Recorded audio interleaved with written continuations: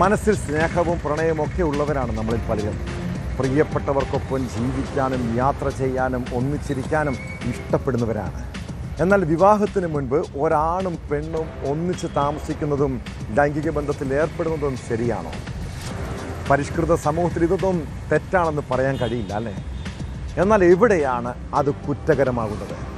രണ്ടുപേരും തമ്മിലുള്ള ബന്ധത്തിൽ ഉലച്ചിൽ തട്ടുമ്പോൾ, പരസ്പരം ബന്ധം പിരിയാൻ തീരുമാനിച്ചാൽ പിന്നെ വിവാഹ വാഗ്ദാനം നൽകിയുള്ള പീഡനവും പരാതിയും കേസുമൊക്കെയാകും.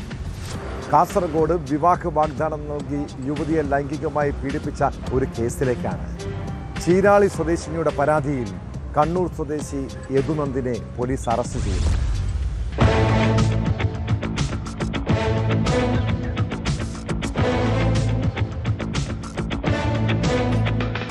കാസർഗോഡ് വനിതാ പോലീസ് സ്റ്റേഷൻ പരിധിയിലെ പാടി എടനീർ ചീരാളി സ്വദേശിനിയായ യുവതിയെ വിവാഹ വാഗ്ദാനം നൽകി പീഡിപ്പിച്ച കേസിലാണ് പ്രതി പിടിയിലായത്.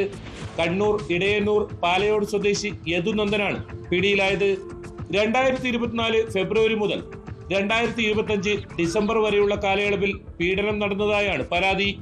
പ്രതിയുടെ വീടിന് സമീപമുള്ള തോട്ടിൻകരയിലെ കാടിന്റെ മറവിലും തുടർന്ന് 2025 ഡിസംബർ വരെയുള്ള കാലയളവിൽ പരാതിക്കാരി താമസിക്കുന്ന വീട്ടിലെ കിടപ്പുമുറിയിൽ വെച്ചും യുവതിയുടെ ഇഷ്ടത്തിന് വിരുദ്ധമായി പ്രതി ലൈംഗികമായി പീഡിപ്പിച്ചതായാണ് കേസ്. കാസർഗോഡ് ജില്ലാ പോലീസ് മേധാവിയുടെ നിർദ്ദേശപ്രകാരം വനിതാ പോലീസ് സ്റ്റേഷനിലാണ് കേസ് രജിസ്റ്റർ ചെയ്തത്.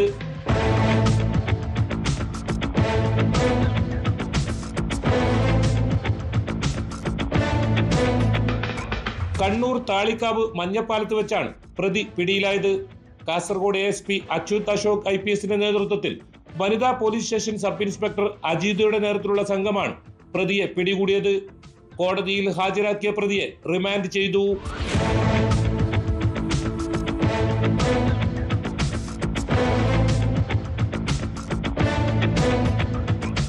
ന്യൂസ് 18 കാസർഗോഡ്. കൂടുതൽ വാർത്തകൾക്ക് news 18 Keralam YouTube channel subscribe ചെയ്യുക.